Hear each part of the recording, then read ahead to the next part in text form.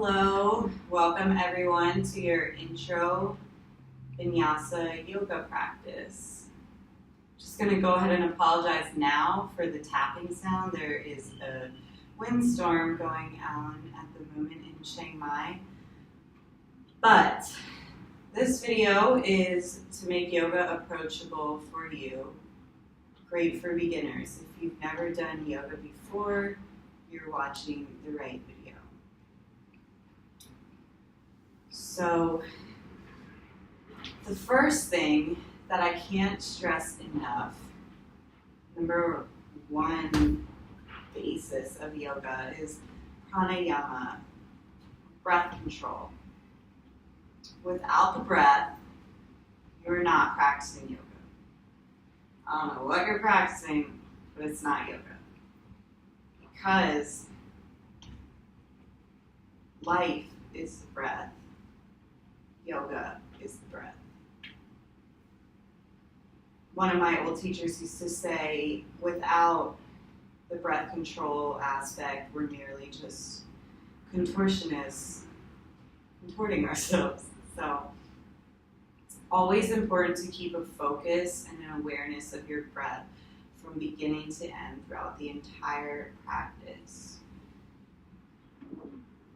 If you have never practiced Ujjayi breathing, you can learn today.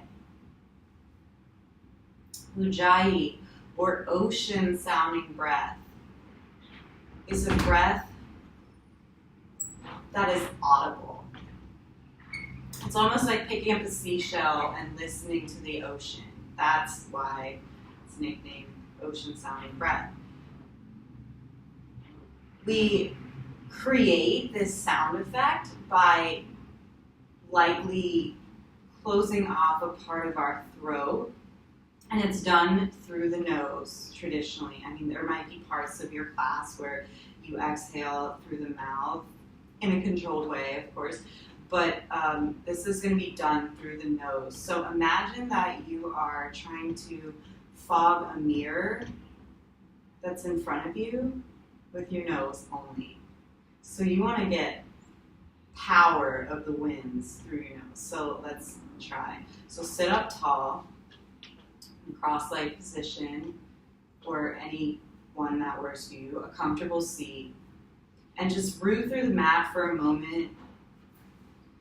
Engage the lower belly, pull the lower belly in, and imagine pushing through your sit bones into the earth so you can get a little taller, reaching out through the crown of your head. And palms can rest face down on the knees or face up. Really doesn't matter. We're focusing on the breath here. But we do want to be sitting up straight so that we can get the most from our lungs and breathe deep into the body. So, Ujjayi. Exhale all of your breath, and then take a deep inhale, closing of the throat.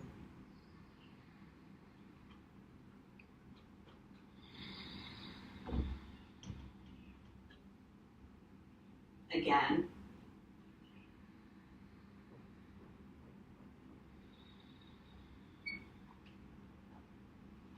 I hope that my breath is audible in this video quality.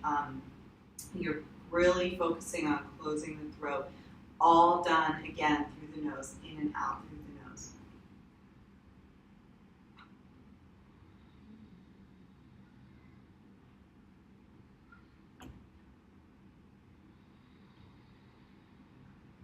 And once you start to get into that flow, we're going to focus on taking our breath deep. So imagine that you are ballooning up the belly, like you're blowing up a balloon in your belly as you take your next inhale. Exhale, emptying out bottom of belly. Inhale, breathe into the belly, balloon the belly. This time, bring the breath up another level to the ribs. Hold at the top for a moment. And exhale, emptying out bottom of belly and ribs. Inhale, deeply fill up the belly. Bring the breath up a level to the ribs. And up one more level to the collarbones. Open the heart, hold at the top. Exhale, emptying out bottom of belly, ribs, collarbones. Let's try that again. Inhale, balloon the belly. Bring the breath up a level to the ribs, and up towards the collarbones. Exhale, emptying out bottom of belly, ribs, and collarbones. And you keep that going. Try to keep an evenness through the inhales and exhales as much as possible. The evenness and control of the breath will really aid you once we start moving. And I'd say a count of 5 for both can help regulate that. So like 2, 3, 4, 5. Hold at the top one moment. And 1, 2, 3, 4, 5. Exhaling. And continuing that. This is going to seem like a lot to focus on now. You're going to be like, what? How am I supposed to add movement to this? All I can think about is being even. Don't worry too much about it. Eventually it's going to become so second nature and your breath is really going to be the guide to your practice. But for now, just don't judge yourself if it's uneven. I mean, most of our breath is uneven because we don't even spend time paying attention to it during the day. It just happens on its own. So just kind of observe yourself without judgment. And if you notice in the practice you're focusing too hard on a posture and you're not breathing, just come back to the breath without any judgment. And without further ado, we'll go ahead and get started with our yoga poses. So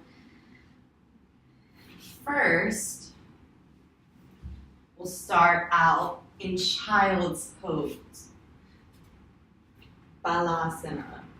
So big toes together, knees out wide.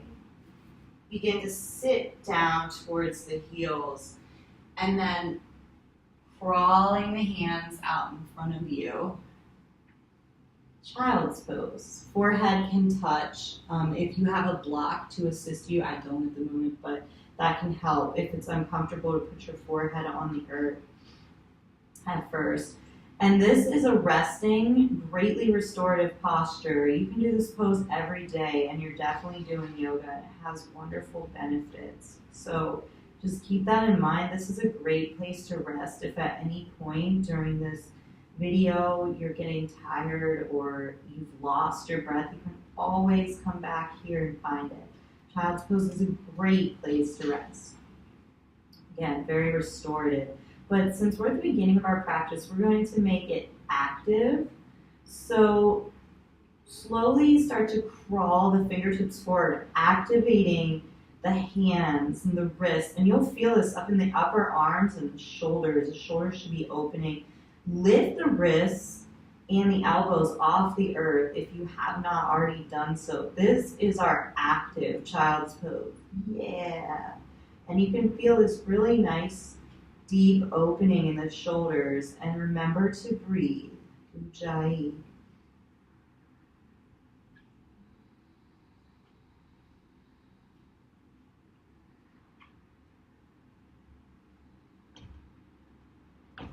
Three, 4,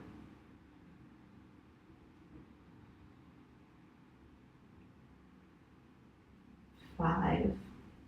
And on your next inhalation, come up to hands and knees, tabletop position. So in tabletop, I want to make sure we're properly aligned to protect our joints. So shoulders over wrists. Actually, it's easier to think. Shoulders over elbows, elbows over wrists. Hip points over knees. Knees are hips width distance apart. Tops of the feet rest on the mat. Tabletop, neutral spine, so extending long through the crown of the head, looking slightly forward and pulling the shoulders onto the back, away from the ears. This is something very common in yoga. It might feel really awkward at first, but this just allows for a nice opening across the chest and relaxes the shoulders. On your next inhale, drop the belly, lift the tailbone, and lift your head, cow pose. Then exhale, cat pose. So arch the spine, tuck chin to chest, pull the shoulders up onto the back. Really feel that cat. And then inhale. Scoop the belly, lift the tail, the head, open across the heart. Exhale, tuck chin to chest, pull the belly in, pull the shoulders onto the back. Inhale for cow. Exhale, cat. Curl. Inhale, cow. Exhale, cat. And then after this round, returning to neutral tabletop position, so long, straight spine. And you're already doing yoga, yay. Okay, so from here,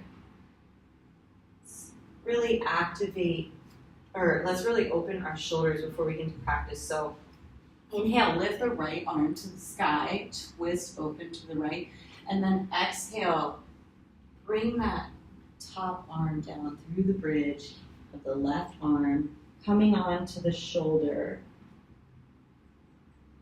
And then you can stay here or extend the left palm out in front of you, or wrapping left palm behind you, reaching for the right thigh. Don't worry if your shoulder is not that open to do, just find a place in any one of those options that works for you. And then if you have hold of the thigh, release it. Return the left palm to the mat, and then lift that right arm up to the sky again. Exhale, set the right arm down. Inhale, twist left, look left, lift the left arm up. Exhale, left arm goes through the bridge of that top arm. You will hear this called thread the needle. And then again, straighten, stay with whatever feels comfortable for you. And then actively pull the hips away from the shoulders, keeping them square as best you can. And then again, option to open the shoulder deeper. Ujjayi. 4, 5, exhale, return the right palm to the mat. Lift the left arm to the sky. Exhale, set the left arm down. Okay, now moving on to downward facing dog. So just crawl the palms forward about, I'd say, 2 hands distance. So they're in front, and then you've got your knees on the ground. Tuck the toes under. It's the first step. Feet, again, are going to be hips width apart. And then start to lift the knees up. And you'll feel something here, most likely just pushing back. Just begin to straighten the legs as best you can. But since we're warming up here, I don't expect them to be straight, like bent, whatever. This will come in time. You can pedal back and forth. This may feel awkward here. That's because we are on our tiptoes. So you want to start working those heels towards the earth as best you can. If they don't touch, that's fine. All good things in all good time. But just working your feet down towards the earth at whatever point you're at. And then pushing through the palms. This is really important. Your fingers are spread and you're rooting through every knuckle pad on your hand. And then using that energy to push the chest back towards the thighs. And then imagine twisting the inner elbow towards the front of the room so that your shoulders wrap onto the back. And then this is a lot of work at first. Like this down dog is going to be your home base, but it might not feel that way now. So a few things to work on here. Everyone come to the tops of your tiptoes again and spin the inner thighs up towards the ceiling energetically. And really activate your quads and then push the tailbone up towards the sky high. Now begin to sink the heels back down towards the earth, staying rooted through the palms. Yeah, now that is the down dog. And then we're going to practice rippling forward to plank, one vertebrae at a time. So just watch the first time how I come and I shift forward to plank, one vertebrae at a time. And then when I come back, I'm going to lift through the core, through the belly, roll back, and sink the heels. So everyone together, let's roll to plank, one vertebrae at a time, like a wave.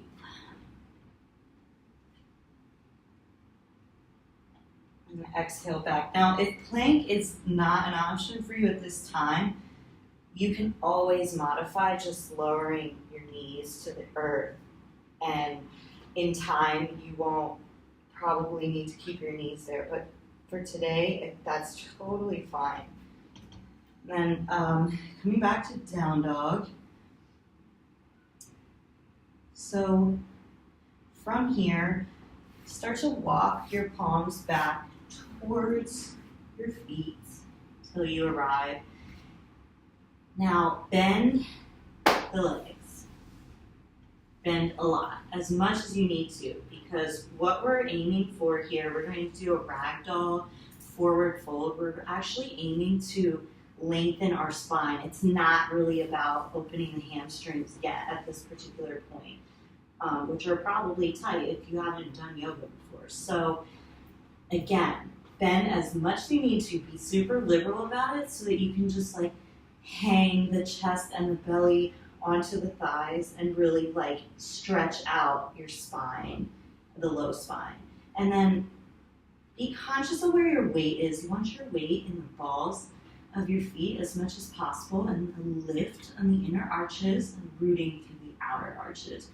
And then from here, you can take any variation of ragdoll that feels comfortable for you. A lot of people like to grab opposite elbow and sometimes sway from side to side a little bit.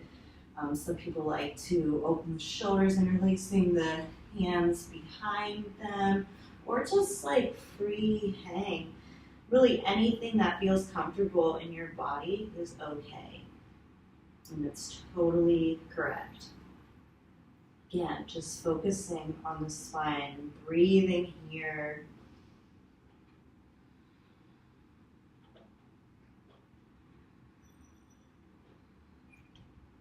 And then over time, if you feel like you're gaining some flexibility and it's not, you know, you can, without compromising the spine, you can begin to straighten legs, that's cool. But again, not what we're aiming for really is like not to touch your chest down with straight legs or anything like that. So, okay, ragdoll complete. Now, plant your palms underneath your knees. So palms to shins. And again, keeping the weight in the balls of the feet and the outer arches.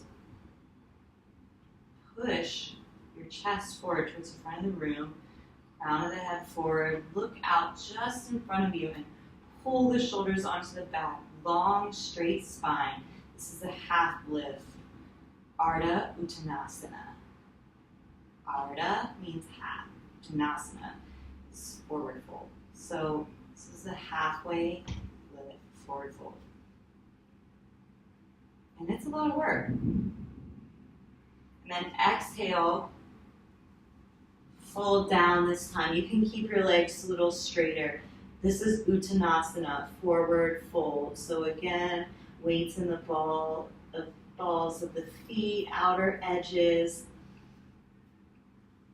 And really here, what I see like a lot of people do, and what I'm guilty of myself, is kind of just like forcing my forehead to the shins, and then like my spine is all curled up and I'm contracted. So that's not what we're going for here. You really want to work towards that type of fold by going for lengthening and extension first. So every other part of your body should touch your legs first before your forehead even thinks about it. So that's like belly to thighs, then ribs to thighs, then shoulders to thighs.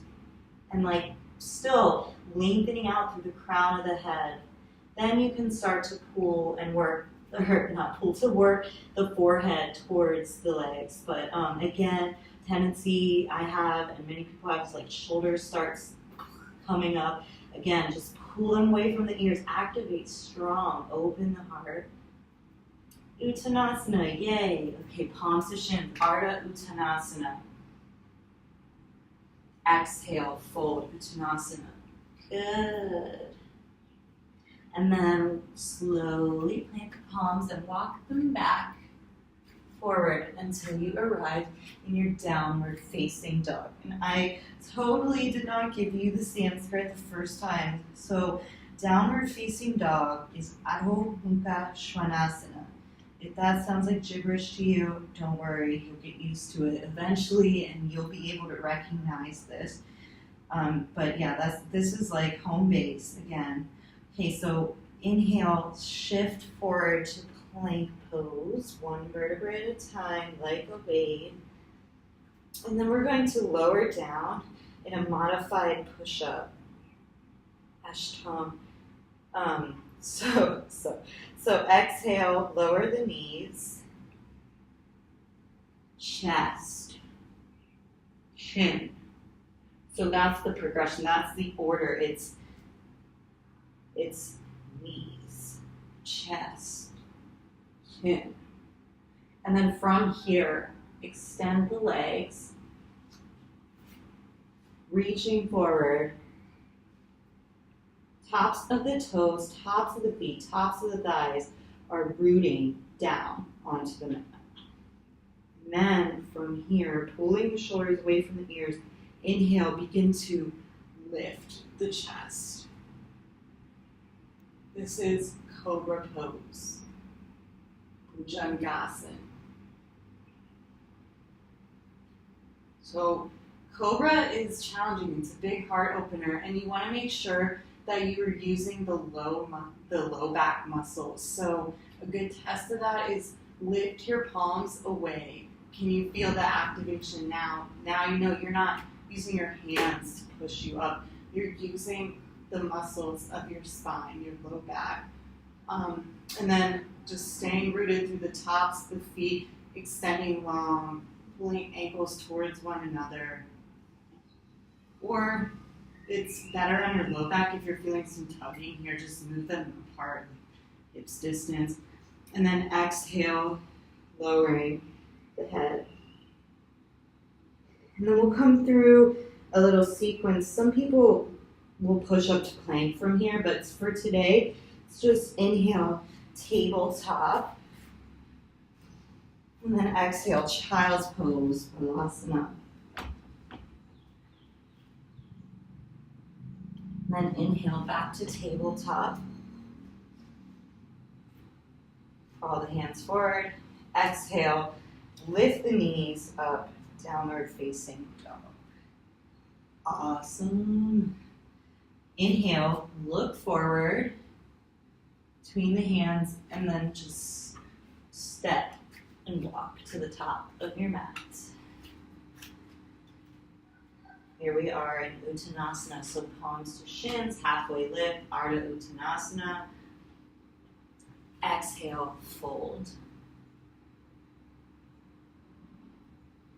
Inhale, reach the arms up all the way to the sky. This is high mountain pose or Urdhva Hastasana. So I really keep my feet together. It's a more traditional way, but let's go hips distance today. It's a lot easier to balance and good for, again, rooting through the outer edges of the feet and lifting the inner arches. And then fingers spread, shoulders onto the back, tuck the belly in, lift up through the core, extend out long through the crown of the head. And exhale, palms to heart center, samasti to heat. Means same as the highest. Not that important for today, but so here we are, palms out, heart center, and then drop your palms down by your side. I'm just going to turn now so that you can see better.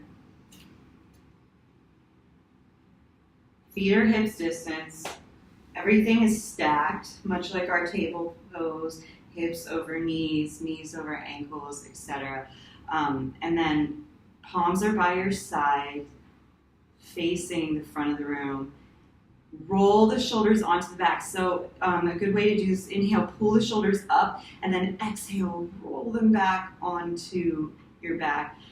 And then inhale, lifting up through the core, so pulling belly towards the sacrum, staying really active and strong, and then lift the quadriceps away from the knees. So our feet, we are very active from our feet up until our hip points, like the legs are very activated, and then the core is working here to keep you up supported. The heart is opening, the crown of the head is reaching towards the ceiling. And you can feel this is a basic posture, Tadasana, but every muscle is very active in this posture. And that is yoga, just active engagement. So this is a foundation for all of your other postures. Like you'll hear teachers say in your plank, like think Tadasana or use that same active energy. Yeah, the core is like turned on, activated here. And then heart is open, crown of the head is lifting towards the sky, but not overextending your neck, just natural, straight, long spine. And of course, scoop the tailbone down, don't stick out the butt or the low back.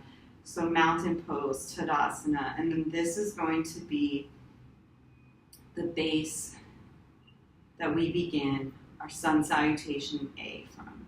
Sun salutation A. So going to turn at some point, but I want to start here so that you can see clearly. So from your mountain pose, inhale, arms up, high mountain pose, Urdhva Hastasana, still lifting through the core, engaged, shoulders away from the ears, and then exhale, dive forward. You can cross the heart, like Samasti He with your hands, or you can just swan dive forward, over top, coming down into your forward fold, Uttanasana. And then here's where I'm going to turn, because I think it makes sense. And then inhale, palms to shins, halfway lift. Exhale, plant the palms and step back to plank pose. So again, you can totally lower the knees if you need. From your plank pose, let's do another modified. So exhale, knees, chest, chin. And then inhale, extending the legs, lifting the heart up, Bhujangasana, cobra pose, opening through the throat, across the heart, and then exhale, lower the head. So from here, traditionally, you'll just come back to downward facing dog. If that seems like it's gonna be like a lot of work right now, and you're not sure if it's going to happen, again, you're welcome to go back through child's pose first, and then inhale to tabletop, then to down dog. Otherwise, from here, from your cobra, you're just going to lift, and come back. Okay, from your down dog, look forward, step, walk, or hop forward between hands. Inhale, palms to shins, halfway lift. Exhale, fold Uttanasana. Inhale, reverse swan dive all the way to the top. High mountain pose, Urdhva Hastasana. Exhale, Samastitihi. And palms by your side for mountain pose. Congratulations, you just did your first sun salutation. Yay! Okay, so I'm going to show you some different options besides cobra and modified push-up. So for those of you who are ready to try this, go for it. For those of you who are like, no, not really there, I'm going to stick with the modified push-up cobra pose. You're just going to do exactly as we did before. So let's all try this together. Inhale, arms to the top, Urdhva Hastasana, reach. Exhale, fold.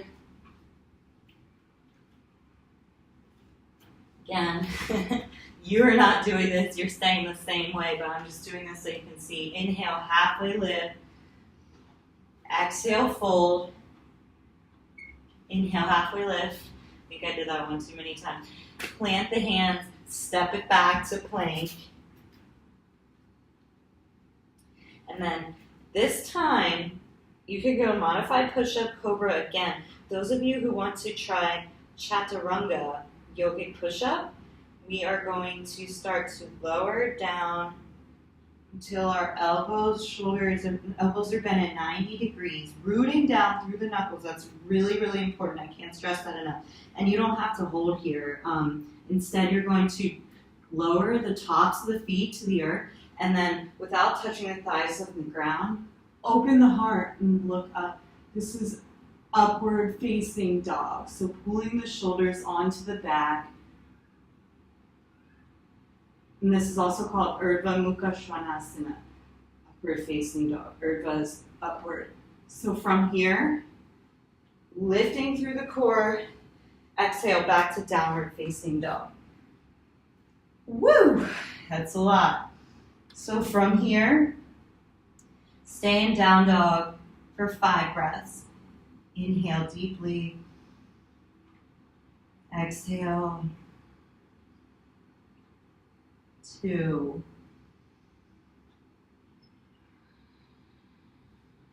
3. 4.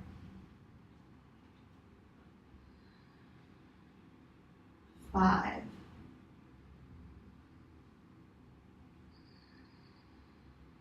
Beautiful. Okay, so for those of you who need a rest, you can go to child's pose. You can stay in down dog as well if you want a more active rest. I'm just going to walk you through what is a vinyasa flow. What the heck is a vinyasa flow when you hear that? Because you will. And if people say vinyasa, you might be lost. So what we just did was a vinyasa flow. So vinyasa flow is either, so it's coming, you're coming from plank, and it's either, and again, knees, chest, chin, or it's exhaling chaturanga, and then it's inhaling either the whole way down, you're coming up to cobra, or it's, again, you're in your chaturanga, it's inhaling to upward facing dog, and then exhale, downward facing dog. That is a vinyasa sequence, and that is what is in the middle of many different posture sequences when you're taking a vinyasa flow class. It's the flow. It's like a reset. It feels great. Like at first you're going to be like, what the heck, this is hurting. But it actually can bring some relief and release when you're working with some other harder postures. So anyway, when you hear the word vinyasa, now you know what it means. So from here, let's start with some other basic postures. So let's just inhale, lift the right leg high to the sky. And what people have a tendency to do here is open out the hip and take their leg really high. And that's great to lift the leg high, but really what we're aiming for is actually our toes pointing down and our hips staying square. So even if that means lowering it a lot, like maybe it's here, maybe it's here, maybe it's like a standing L, it doesn't matter. It's correct to do it with your hips square. And then if you want more here and you're bored, you can always lift up to your toes and feel how that changes this, because this left leg here is very active as well. And then the toes of the lifted leg are flexing towards your face. Your quad is super active. Okay, and if you're sick of holding this, good news, we'll step it through. So when you're stepping through, breathe in and like take the knee to your nose or close. Definitely doesn't have to touch, but just knee up and then set the foot down, and you're gonna have your ankle and knee stacked over top of one another. That might seem really just kind of daunting or not working. So you can always kind of step through where you need and like drag the foot up. That's totally cool. Like, great modification. And you'll get a feel for it. The more you do it, the more you will feel like, what works in my body, what doesn't. So here we are in runner's lunge. So a couple things about runner's lunge. Traditionally, we come up to the fingertips.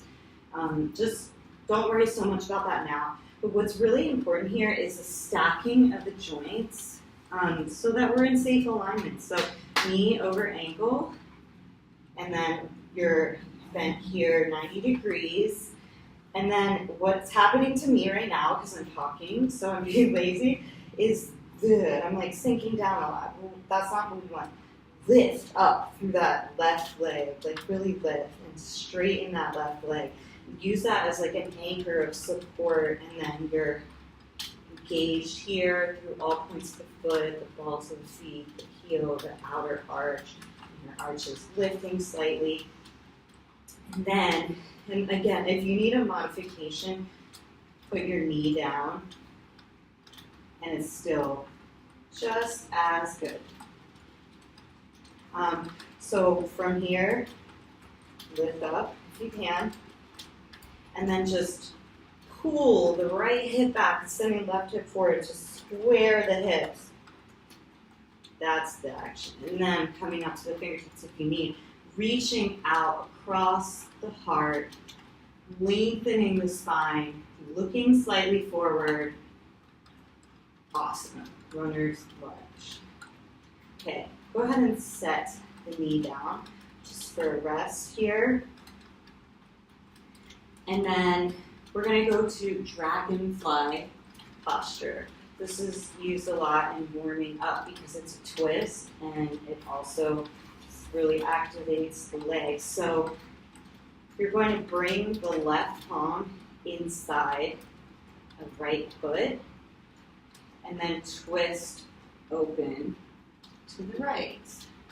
Now traditionally the knee is lifted. So if you would like to try it, I just brought us down here because it was a long hold for beginning, but let's try it. You can try just lifting the knee straight from here, or really like if that just seems awkward, then go ahead and lift the knee first and then plant the palm and do the twist. And again, you can totally stay on the knee, just keeping that same engagement through the hips. Knees tend to want to come out. Don't let them. Just hug it back in. Pull the right hip back, left hip forward, twist it to the right, and then pull the shoulders onto the back. So you're imagine lining up your shoulders with one another. And then you can stay, sometimes you'll reach your arm forward, but that could be a lot of opening today that we don't necessarily need. This is a good place to stay. And then exhale, lower it down, and then either meet us in down dog, or take a vinyasa. So if you're going to vinyasa, sorry, I just went back to down dog, and then exhale, so you're going to come from plank. Exhale, chaturanga. Inhale, upward facing dog or cobra. Exhale, back to downward facing dog. Yay. Awesome job, guys. All right, so it's time lifting the left leg from your down dog. Inhale, lift the left leg. Again, flexing the left toe towards your face. Hips are square. You can lift up to the right toes. And then exhale, lower back down.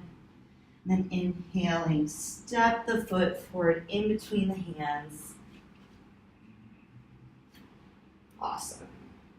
Okay, runner's lunge. So knee is stacked over ankle, pulling left hip back, sending right hip forward. Right leg is one long straight line of energy, and then sending the chest forward, opening across the heart, coming up onto the fingertips if it's available to you. And then you can come down, you can lower your knee again. From here, we're going to go to dragonfly twist. So right palm this time inside of left foot, and then twist to the left. So stacking the shoulders over one another as best you can by pulling them onto the back, keeping engaged through the legs. Don't let that left knee flare out like it may have a tendency to. And then keeping that engaged action, squaring through the hips. And then exhale, plant the palm back to the earth, and then just straight back to down dog, or if you're playing chaturanga, inhale, upward facing dog or cobra, and then exhale, back to downward facing dog. Nice job, you guys. So take a big inhale here, and open the mouth and sigh. Oh, it feels good. And from here, we're going to come up one more level with our lunge. So inhale, right leg to the sky, and then exhale, set the right foot in between the hands. So same idea with the legs here, coming like to your runner's lunge, stacking the joints, strong back leg. And this time we're going to lift up to high lunge. Crescent lunge, we call this. So crescent lunge is a balancing posture technically, because this foot, and then here you want to engage the core by, again, like hugging navel to sacrum. That's going to just become regular for you, and the breath helps you to do that. Keeping the joints stacked, so we have a tendency to kind of come out of the lunge. Just check in. Is your knee over your ankle? Is it 90? Do you have a 90-degree bend in the front leg? And then is your left leg straight? And then pulling the shoulders away from the ears, tucking down the tailbone, lifting through the core. And then we may have a tendency to think like this is a deep lunge when we come lower, because we are deeper here in the front, but no, like this leg needs to be engaged. It is the power leg for us actually that enables us to balance on this front one. So crescent lunge. From your crescent lunge, like a good first time variation of this is an open arm twist to your right. And you may feel like tight across the shoulders right now, I do, but just kind of working towards like your fingers are spread apart and you're kind of pulling away out of each shoulder, like so almost like someone was tugging on both of your arms.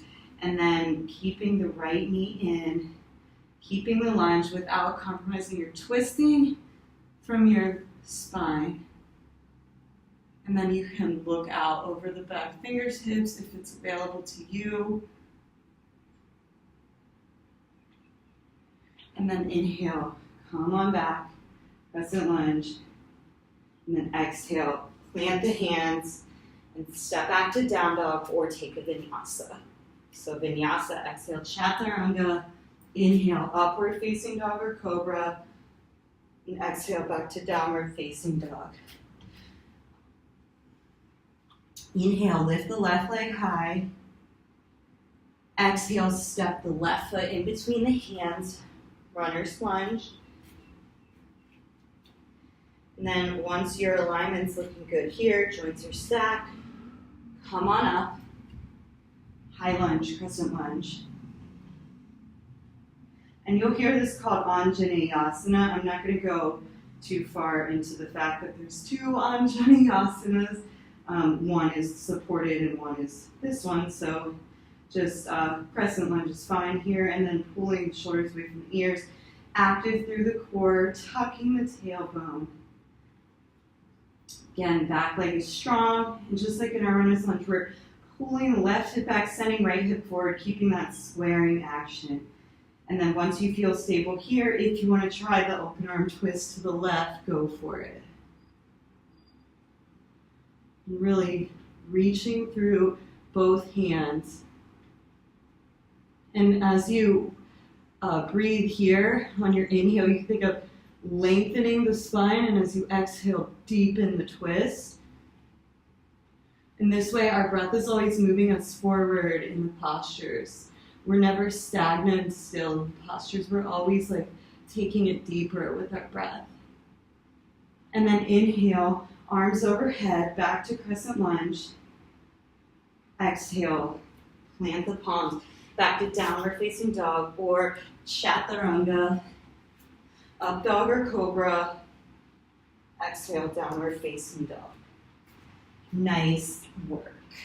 So, from here, we're going to work with our warrior posture. So step your feet together behind you.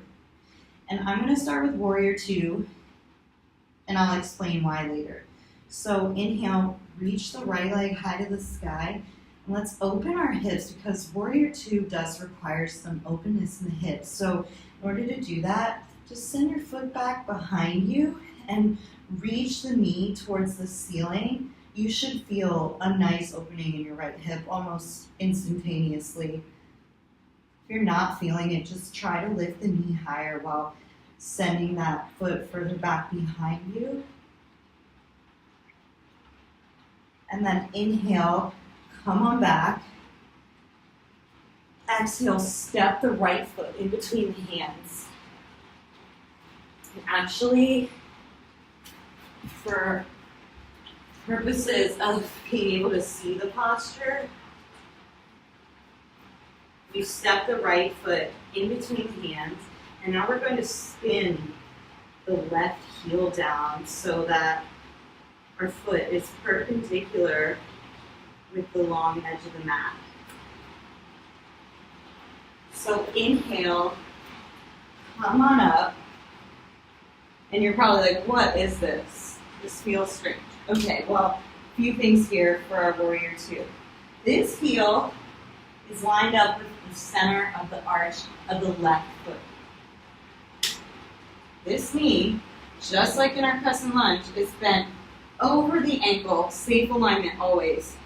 Now this knee is going to want to be like, we're coming in. Don't let it. Push it a little bit out. Lining that knee up with the third toe, the middle toe, I should say. So you want to be able to see your big toe and your other toe. That will let you know your knee is in the correct position. And then active, really active, strong, straight back leg, long line of energy.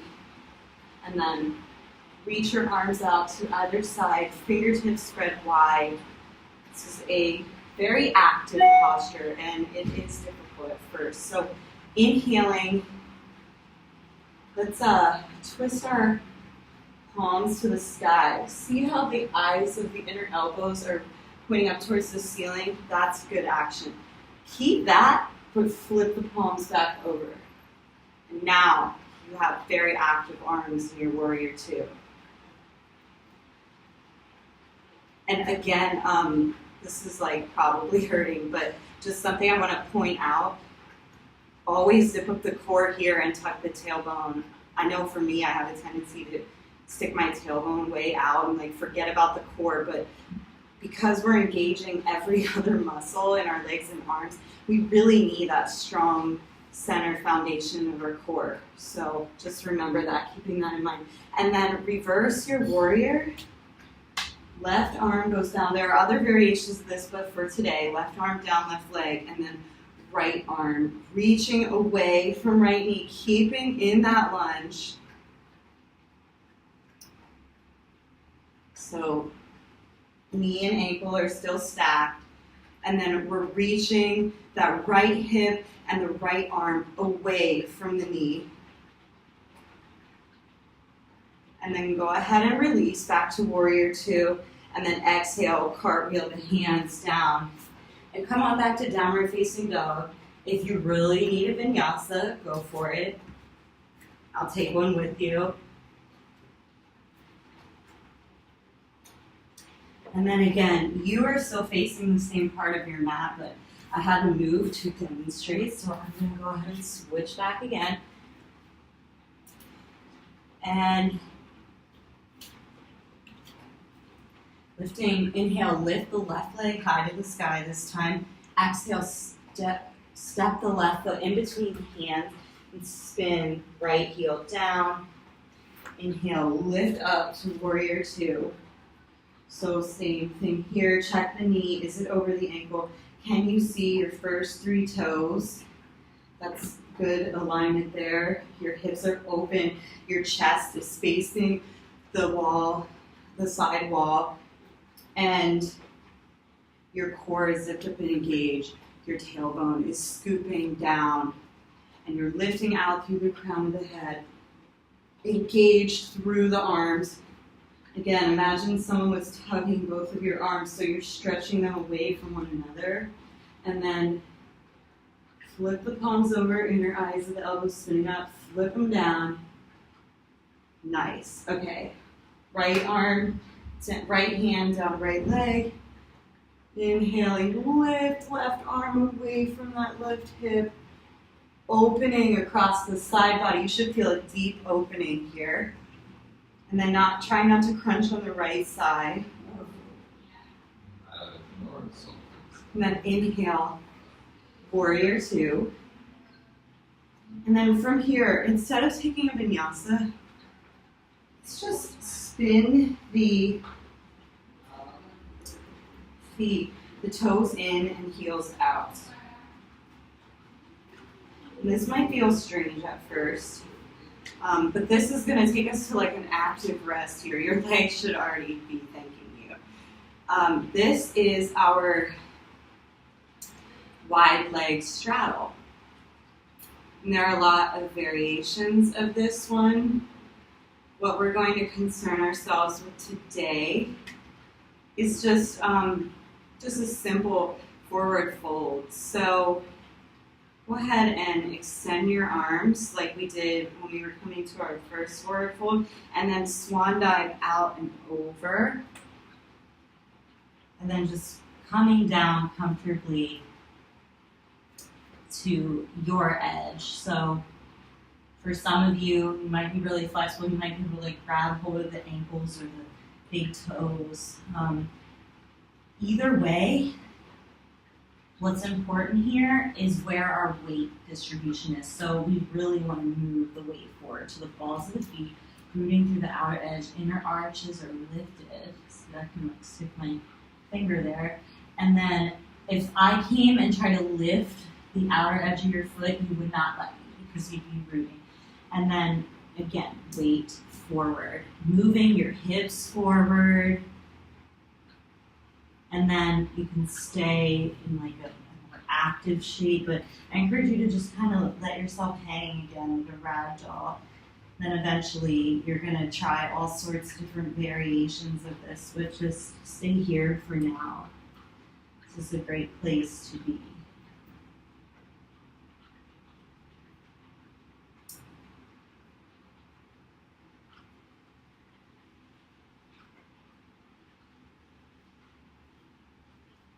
And then inhale to a halfway lift, plant the palms, and then pull the shoulders onto the back, straight spine, extending long through the crown of the head, and then twist to the right.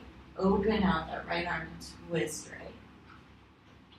And then one day you'll start to stack the shoulders here and be like super symmetrical, but just for now, rooting through that left palm in a way that feels good and is conducive to opening across the side body and giving yourself a nice twist to the right. And again, as you inhale, lengthening the spine, exhale, twisting a little deeper.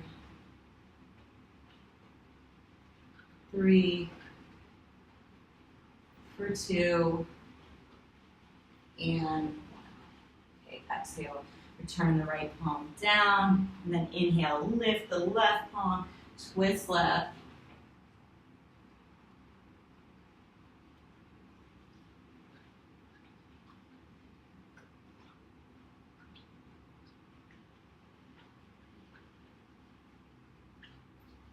And then for 3, for 2, and 1, exhale, left palm, return, just fold here. So this is our wide leg straddle forward fold. This is Prasarita Padottanasana. Prasarita Padottanasana. Okay, from here, getting up safely, palms to hips, and then inhale, lifting the chest, standing up.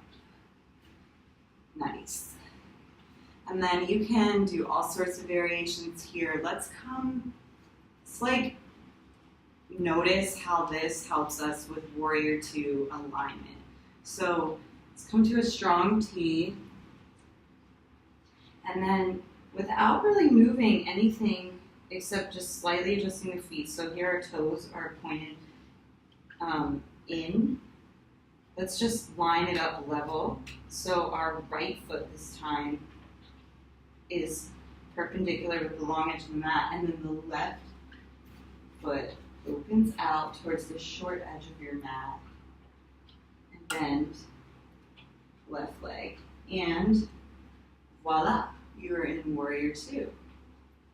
And maybe this will help you with your alignment. It might be easier to get there from here than it is when you're coming up from the ground. So let's switch sides quickly. So this one's going to come on in, and then right foot opens out.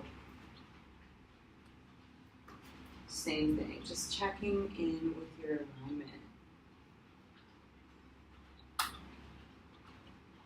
And then back to Prasarita, passing through as our center point, and we're going to come to a Warrior 2. Actually, we'll do a Warrior 2 on the right side. So we're already facing the right, my bad. So right foot is forward, and I'm going to go over extended side angle with you.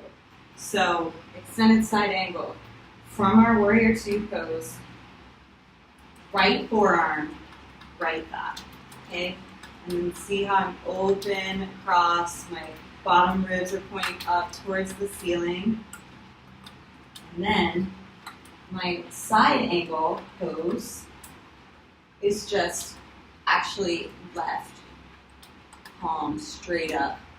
And then opening across shoulders, pulling the shoulders onto the back, keeping that lunge, keeping the integrity of the Warrior 2 lunge. This leg is strong and straight.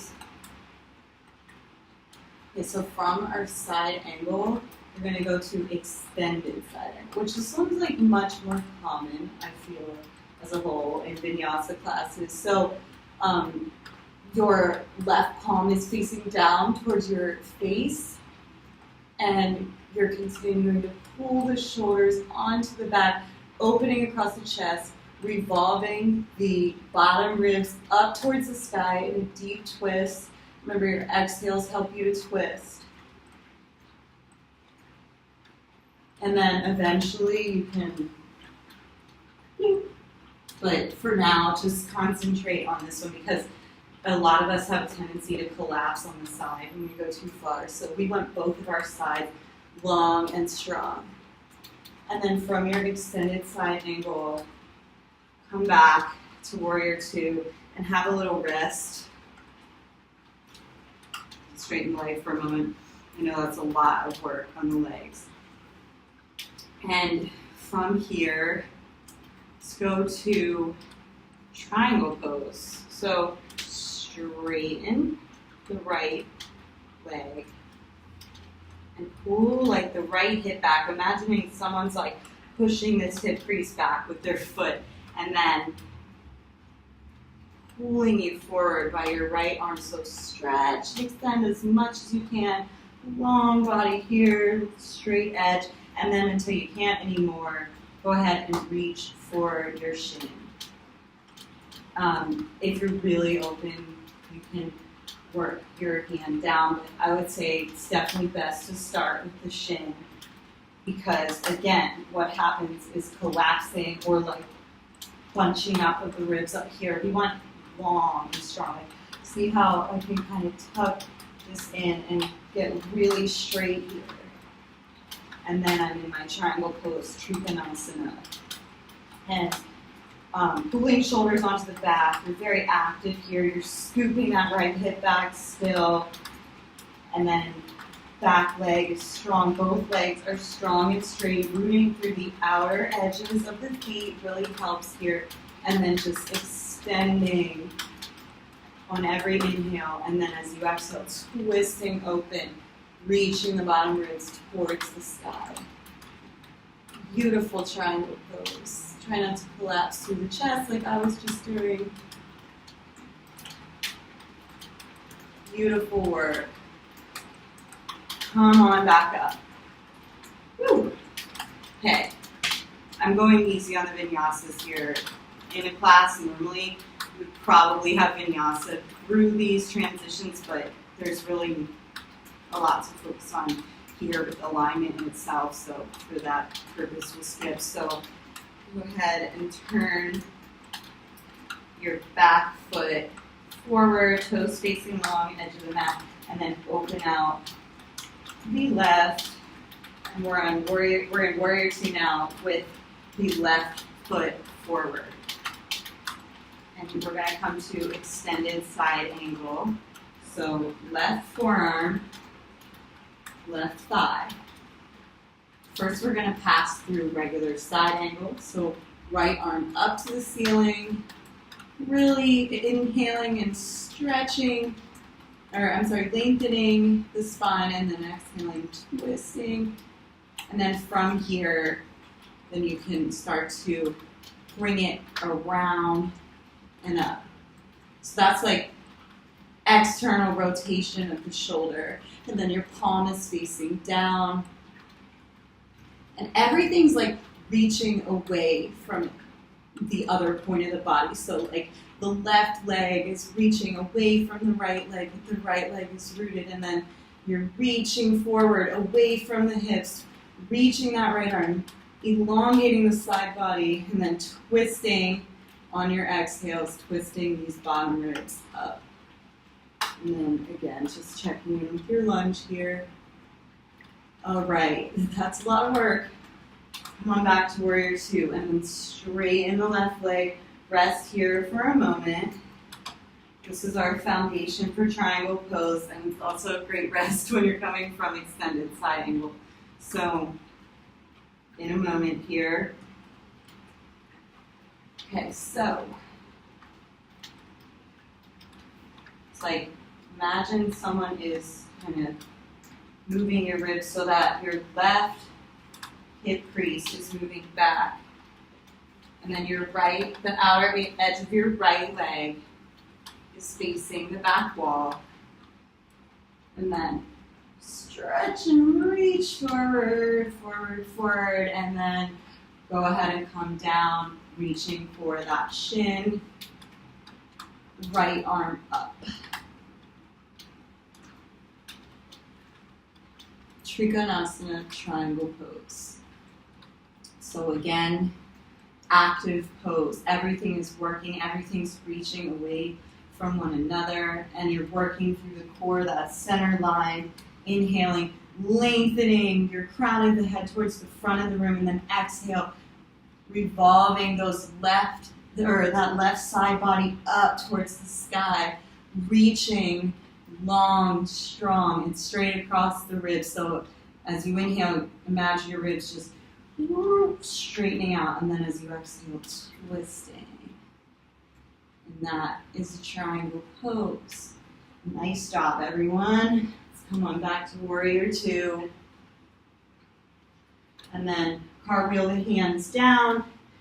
Vinyasa if you feel up to it, or back to down dog. Child's pose as well. That's always there for you.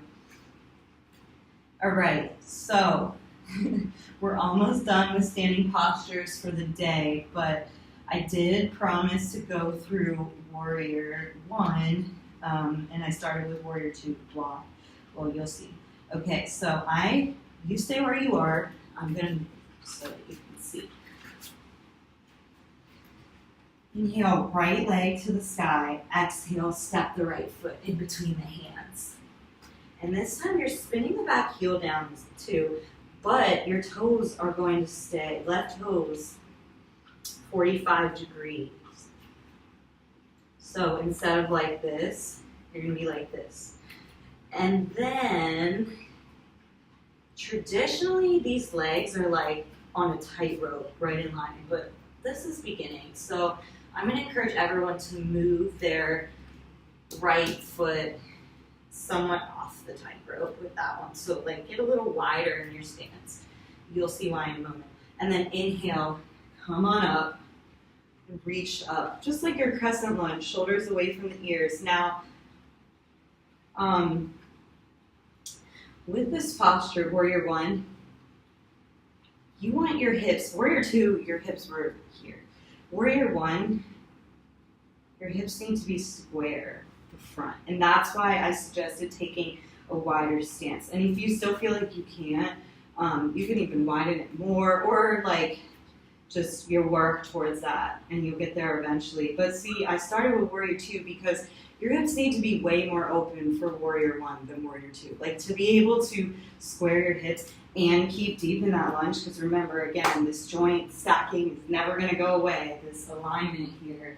So in order to do that and like not compromise the squaring of the hips, you need to be quite open. So that's why I took you here now. So inhaling, reach the arms to the sky, and then engage the core, breathe here.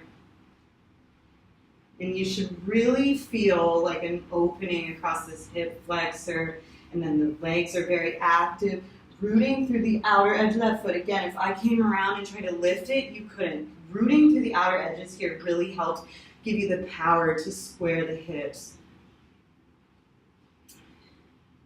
Sweet. Okay. So we're about to stop soon, but I just want to show you pyramid pose quickly because it is from warrior one. So basically same alignment, but just come on up like, so you've got about 2 feet or so between. So same like 45 degrees in the toes, but now straight in the front leg. And then hands to hips. You just begin to fold and like kind of twist the body so it's almost like you're folding over the outer edge of the right leg. And this is going to really wake up the hamstring, but it should feel like a good release too for all the work that we've done in the legs. This will actually, you'll find like, this is quite restful even though it's stretching the heck out of me. So it's interesting how it becomes like the difficult postures make things that seem so impossible actually feel more like a release and a relief. So this is a fold forward action. And again, just being mindful of the hips, sending the right hip back and left hip forward, squaring hip action, same as warrior one. This basically is an abbreviated warrior one with a straight leg. And then lengthening through the spine on the inhales, reaching the heart forward, and then as you exhale, you can fold. But again, same thing, like all of this has got to touch the leg before the forehead. Otherwise, you're just doing this and it's not really giving your spine the release that it's designed to. So something to think about. Okay, inhale like to a halfway lift action, and then moving through your vinyasa or meet us in down dog.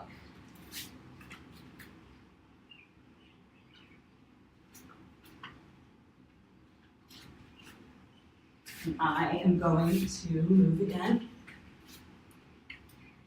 Okay, inhale, left leg high to the sky. Exhale, step the left foot in between the hands. Back heel down, toes 45 degrees.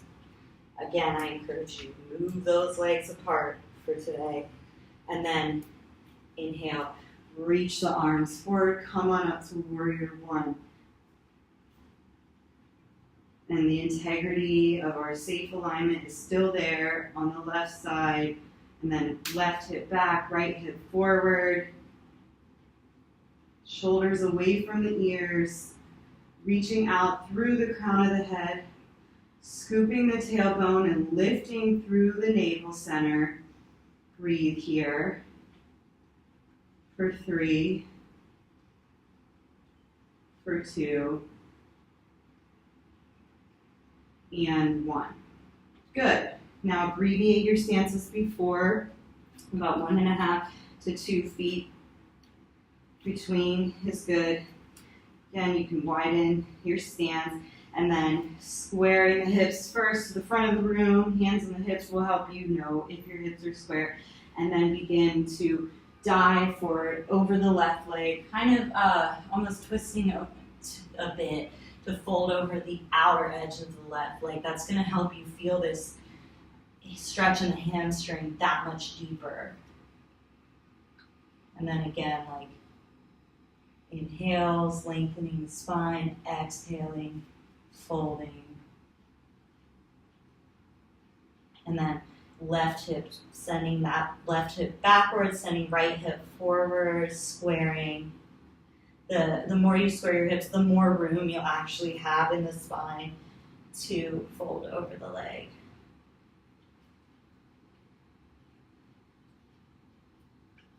And then inhale to a half lift. And we'll take the last Vinyasa of class. Yay! And if you're not up for that, don't worry about it. Just meet us in down dog. Otherwise, we'll exhale chaturanga, inhale up dog or cobra, and then exhale back to downward facing dog. Cool.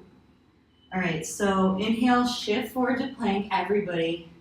And then you can use your knees here to lower if you need to. We are lowering to our belly for a count of 5. So you can totally, again, use your legs and meet us there like this, or use your knees, meet us there like this. Otherwise, those of you, let's straighten up to plank and then exhale for 5, for 4, for 3, for 2, and 1. All the way down to the belly. Have a little rest here. You have earned it. So just put the left cheek to the mat.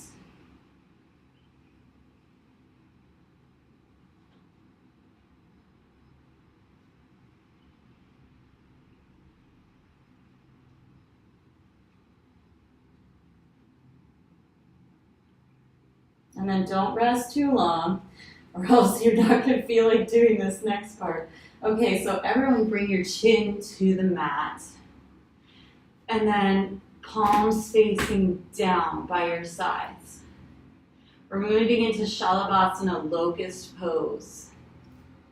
Tops of the feet are rooted on the mat. Tops of the thighs, etc. And then you can draw your ankles towards one another as best you can. And for now, just really root through the legs and the tops of the feet and begin to lift the heart up. So shoulders are coming off the mat, palms are still down at this point, and now start to lift the palms.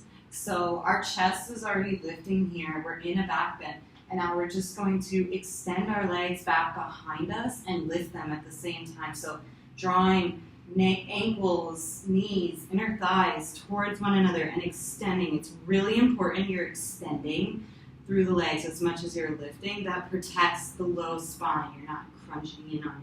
So extend, lift that bit higher with your chest for 3, for 2, and 1. Exhale, right cheek to the mat. Nice job, guys. It's hard stuff.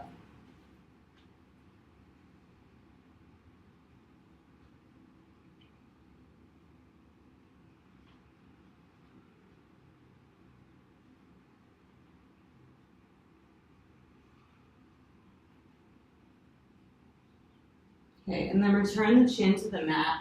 We're gonna do another variation of locust. So this time, instead of palms facing down, interlace the palms behind you if it's available. If not, then no big deal. If your shoulders aren't open, just come back to this variation for today. Otherwise, do try this one. So pulling the shoulders back behind you, opening the heart, and then keeping the legs down at first, lifting up through the chest, and then extending long before you lift them off the ground, hugging ankles, knees, and inner thighs towards one another, extending and lifting. Shalabhasana, locust pose for 5. For 4, lift a little higher. For 3, for 2, and 1. So lower down, left cheek to the mat. Great job, you guys. Have a little rest.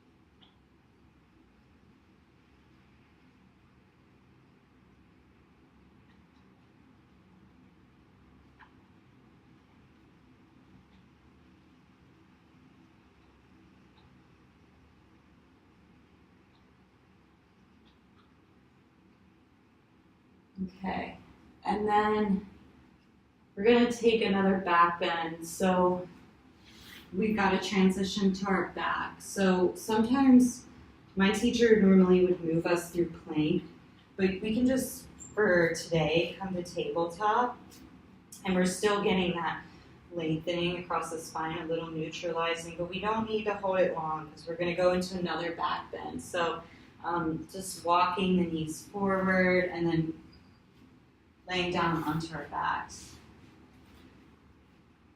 And then bring your feet in, hips distance apart.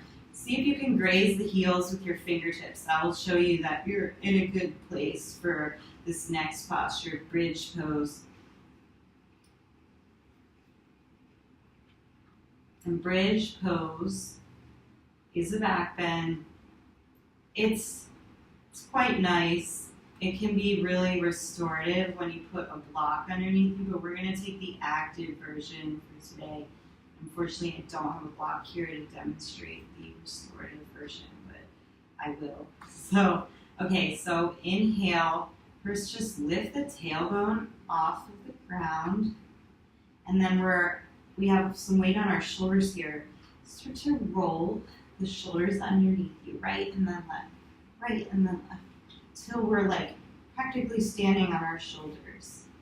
And then you can stay here with the palms down, and then lifting the hips up.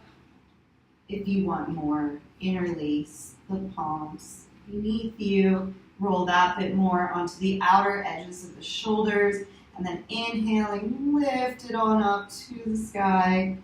Try to release your butt muscles. We have a tendency to really clench them in this pose, but that's unnecessary. And in order to really lengthen the tailbone and not crunch the low back in this back bend, you don't really want to overstress those muscles in the glutes. So inhale, lifting a little higher, spinning inner thighs up towards the ceiling for 5, for 4, for 3, 2, and 1. One vertebrae at a time. Release the palms and then lower down. Feet mats width apart, knees knocked together. This is a nice release for the low back. Just stay here for a moment and breathe. Let the low back release.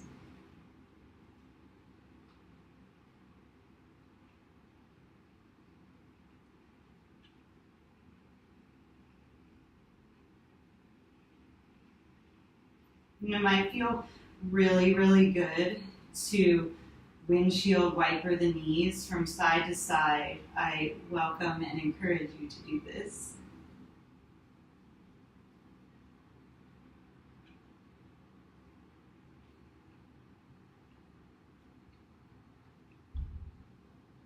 And then only after any lingering sensation has left the low back will you transition.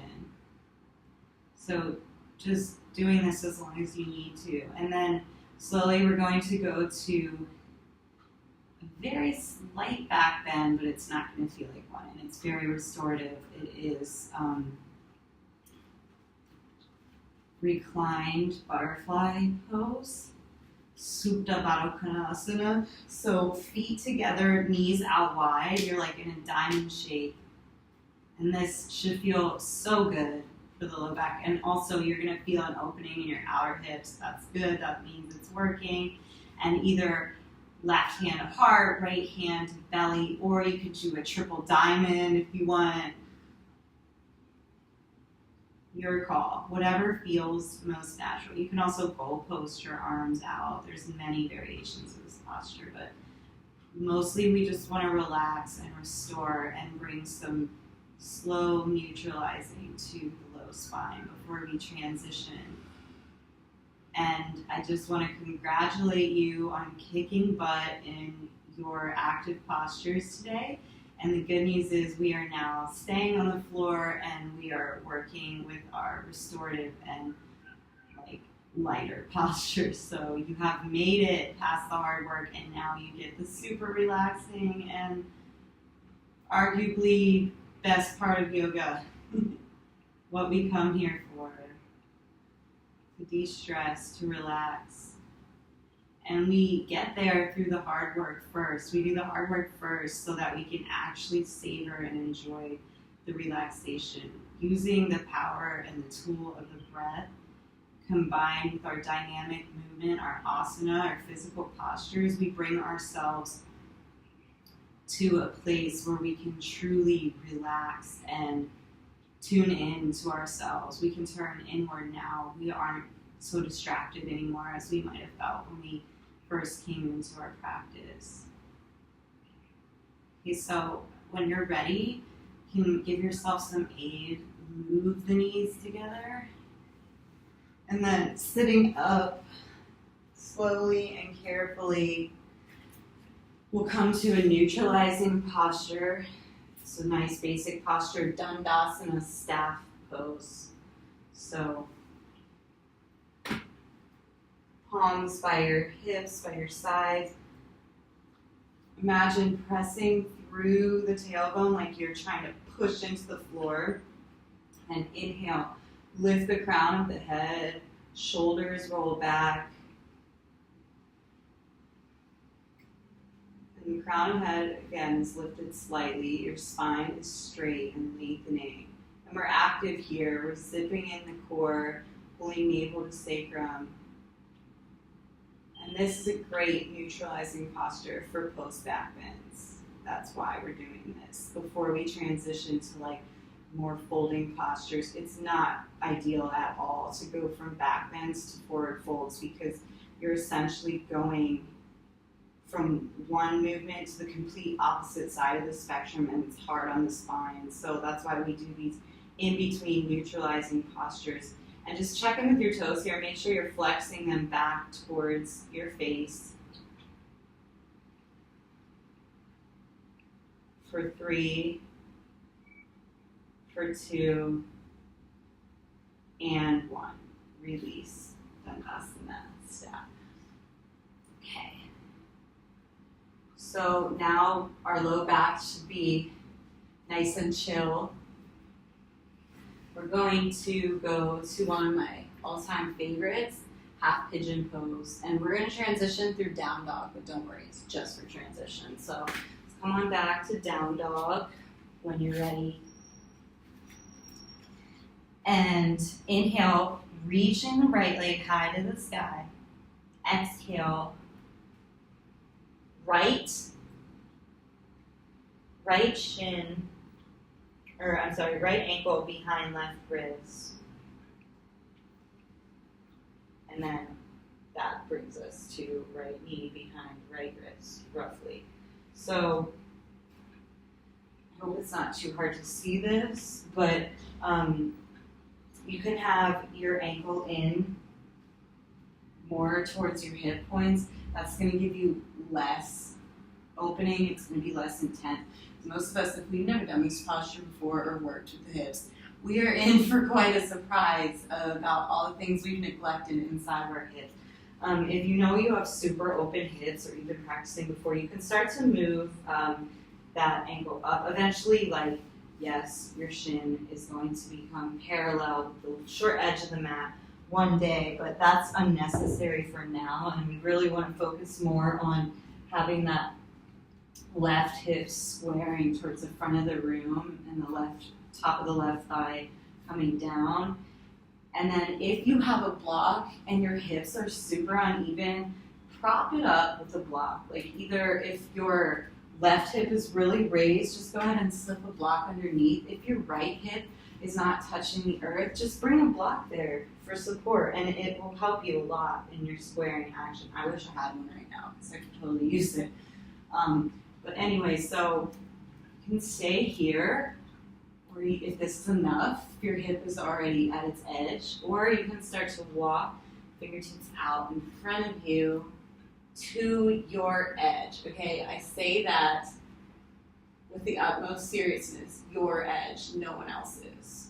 Because this is a place that we want to work into these hips gradually. We're not going to go full blown to a place that we have to pull out from it just as soon as we got in, you know? Much like life, don't jump into the fire when you're not ready. So just easing in, and you'll know, your body will tell you what it's ready for. You'll know, and just listen.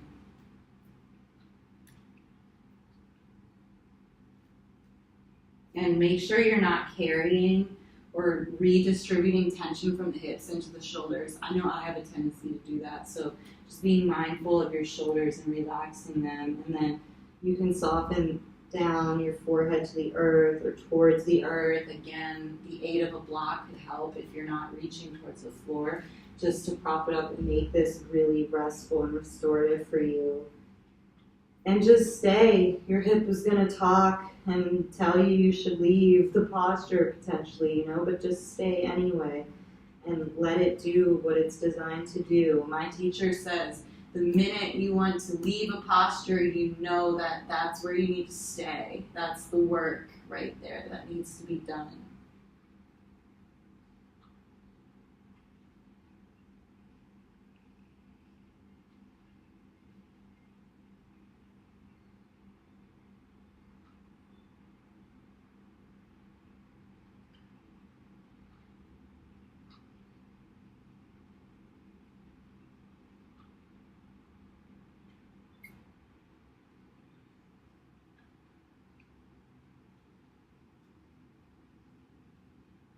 And then remembering to breathe. If all else fails, remember that you still have your breath.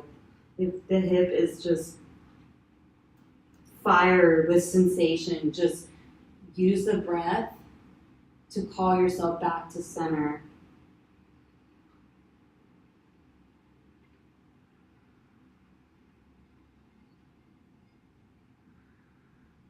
And then slowly begin to walk the hands back up and coming out of this gently, really slowly and mindfully. Don't drag your knees.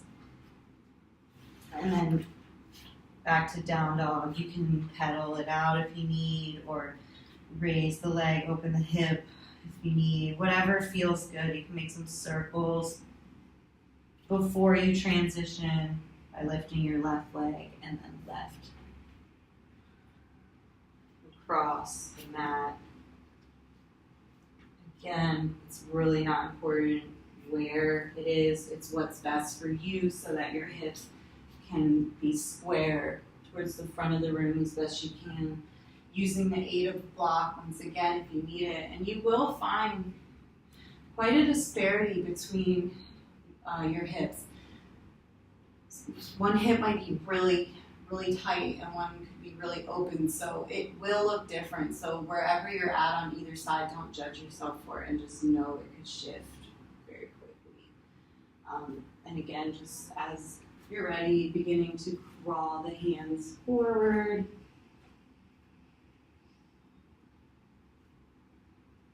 And this is the good life.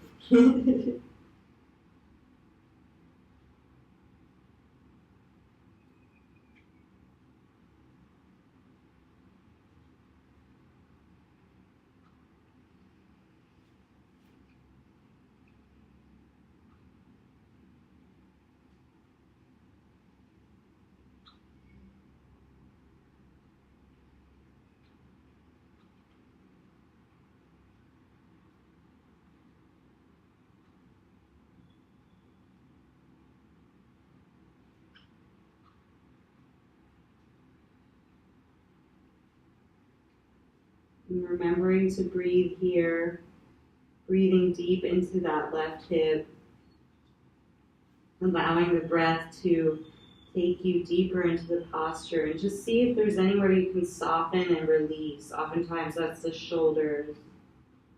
It could be anywhere. It could be just melting the hips closer towards the earth.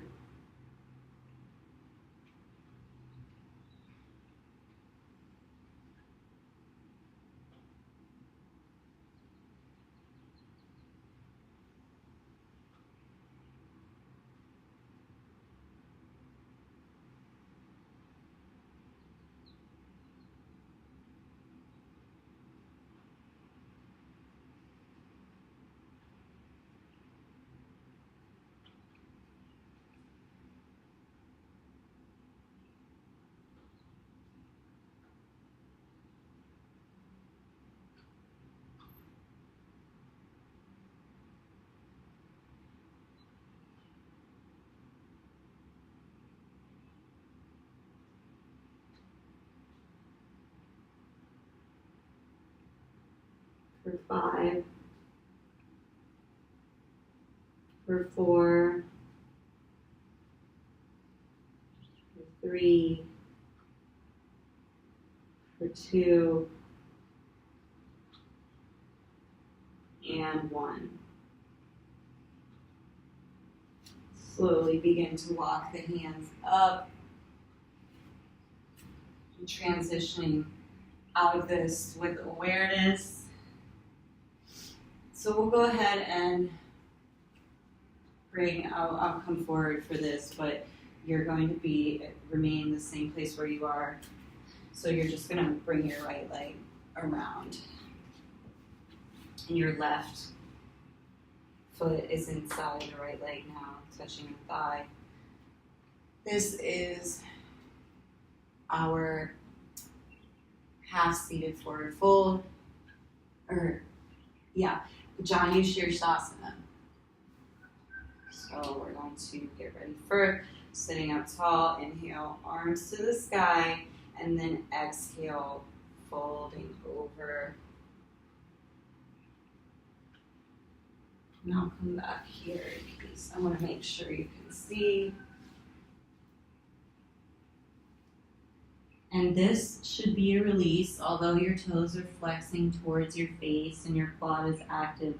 Let it be therapeutic and relaxing, and let it do what it's designed to do. Don't overdo, don't force something to look a certain way or feel a certain way. Just kind of release over the leg, like you can let the spine hang, let it be heavy. And if you are really craving more and wanting to reach more, you can just use your inhales to reach the spine long forward, and then your exhales to fold deeper.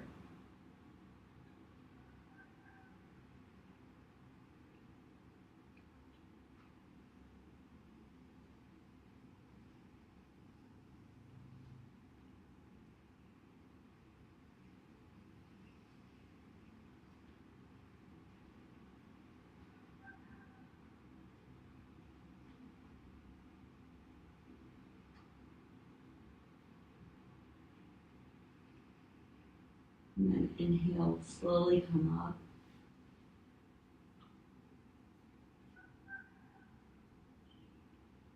And switching sides. So left leg extending long, right foot inside of left thigh. Inhale, reach the arms up, and then exhale, hinging at the hips, fold forward. Flex the left toes back towards your face.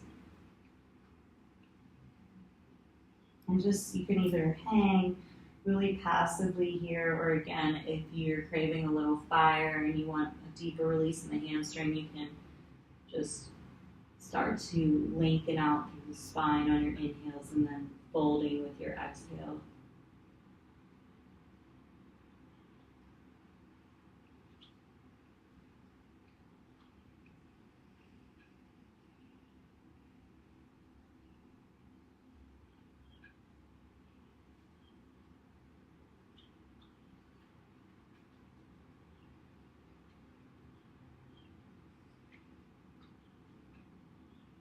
Breathing for 5,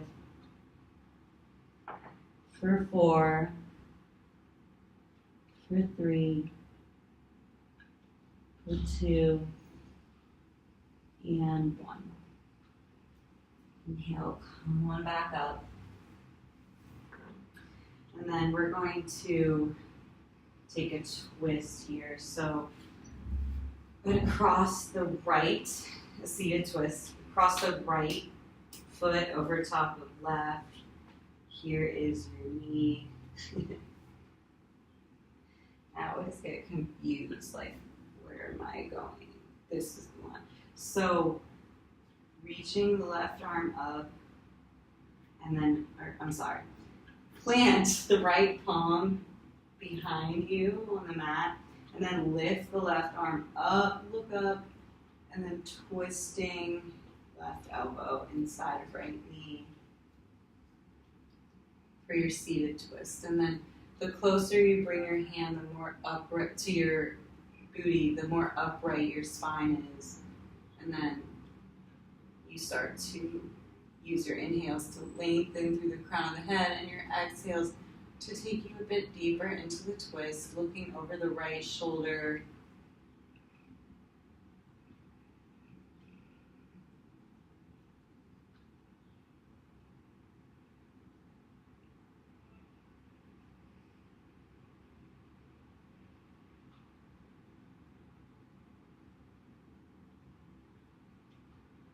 And breathing here, staying connected for 5, for 4, for 3, for 2, and 1.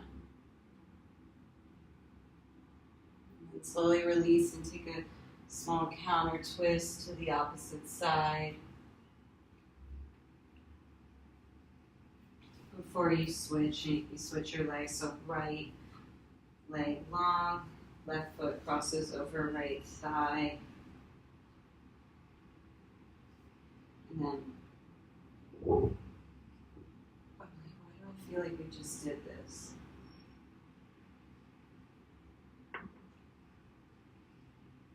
Okay.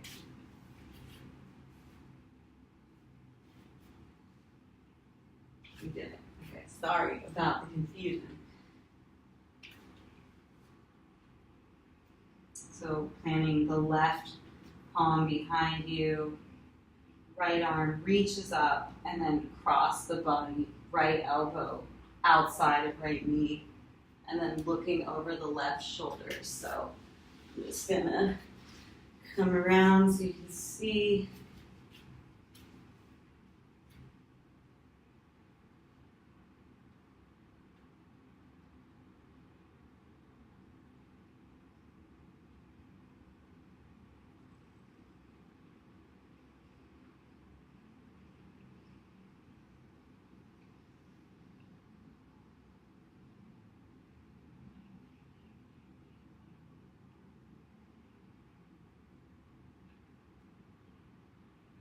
For 5, for 4,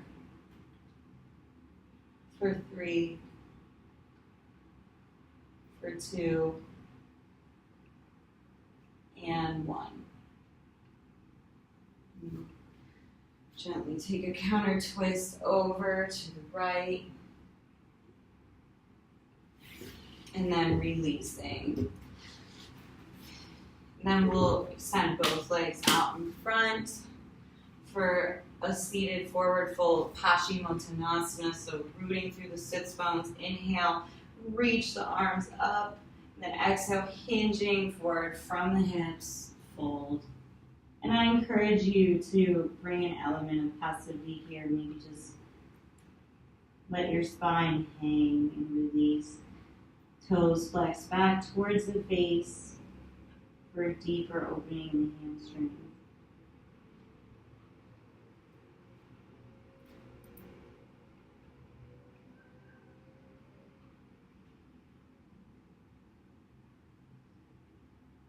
Breathe into the hamstrings.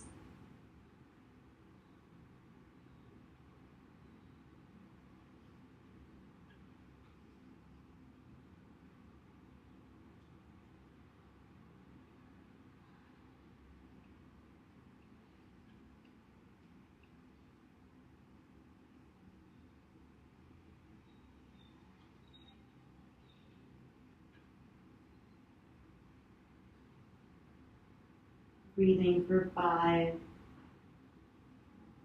for 4, for 3,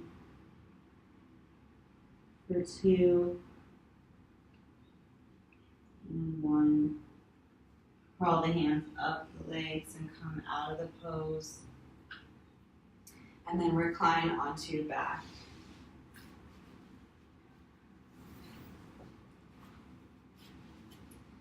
Inhale, draw the knees into the chest, and then exhale, adjust a little bit, move your hips slightly left, and then exhale, send the knees to the right. Make sure you're rooting down through both shoulders, and then look over the left shoulder if you're ready to deepen the twist. But again, both shoulders should be rooted onto the earth. And then you want your left hip reaching away from left shoulder. So you're getting long and lengthening across the left side body on your inhales, and then as you exhale, just allowing yourself to get a little heavier towards the mat and deepening the twist naturally. Staying connected to the breath. You can close the eyes if you'd like.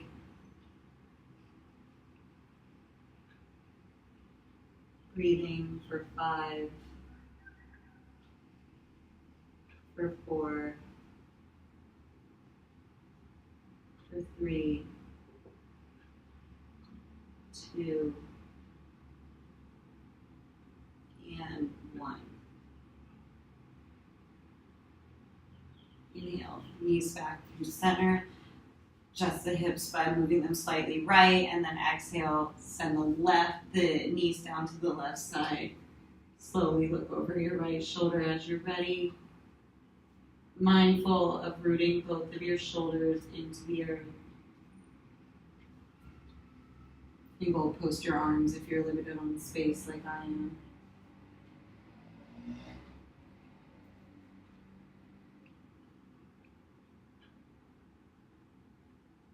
Breathe here, and lengthening that right side body. And as you exhale, just softening more parts of you down to the mat, getting a little heavier, taking the twist deeper.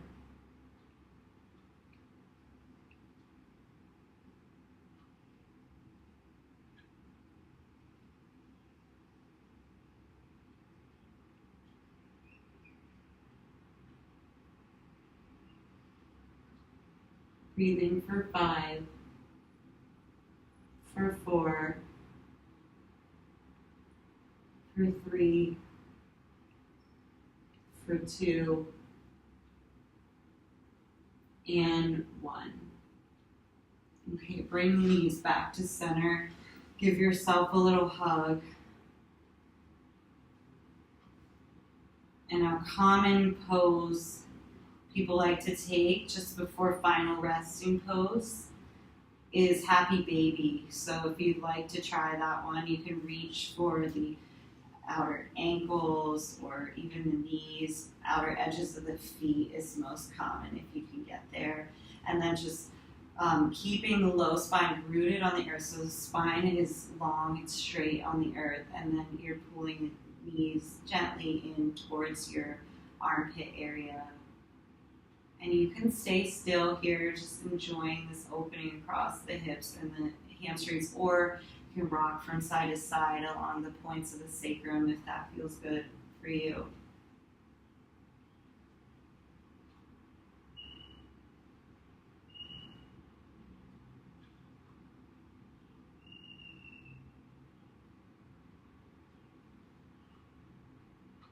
And then once you've got the movement out of your system, you can come back to stillness. Take a deep breath in.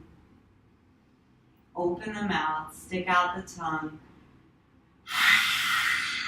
Exhale. Lion's breath. This releases a lot of muscles in the face, your jaw, most importantly. And then release happy baby. And release your legs out long and straight. Coming to your final resting pose, corpse pose, or shavasana. So you want your arms to be away from the body a bit so that they're not touching the body. And then your feet are like mats width apart. And just really allowing yourself to get as heavy as you can. Soften every part of your body. Come onto the shoulders so that you're resting on your shoulders. Your chest is lifted. And this is the most important posture of yoga, because this is where it is believed that all of the benefits of our practice and the work we did on the mat here today sink in.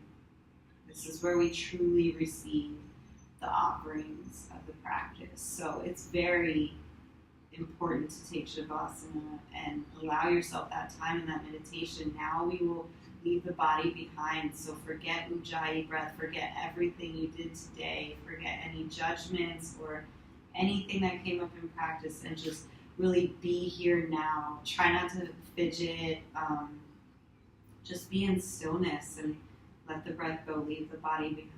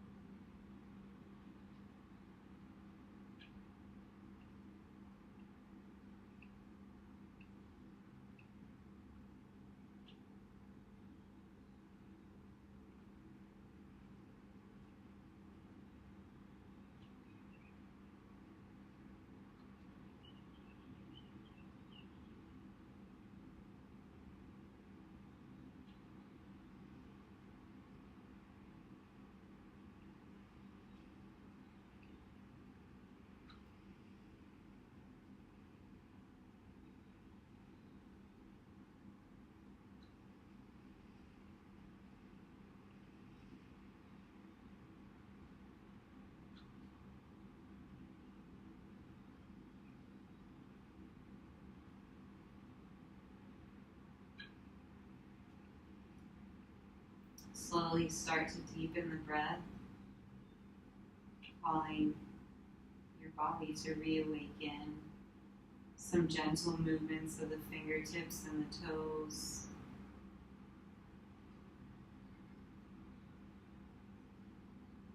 And then as you're ready, rolling over into the fetal position on your right side, using your arm as a pillow.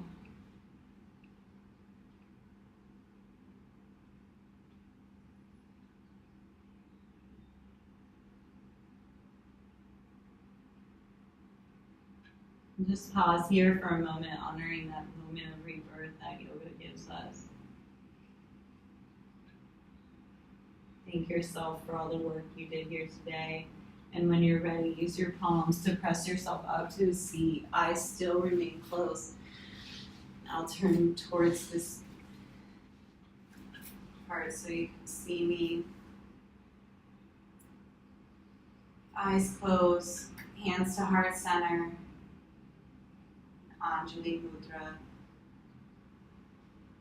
We'll close today's practice with the sacred and eternal sound of one Om. Inhale.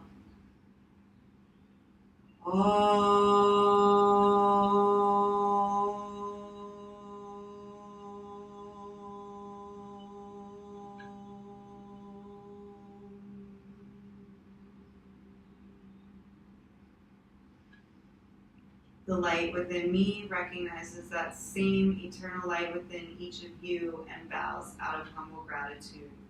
Namaste.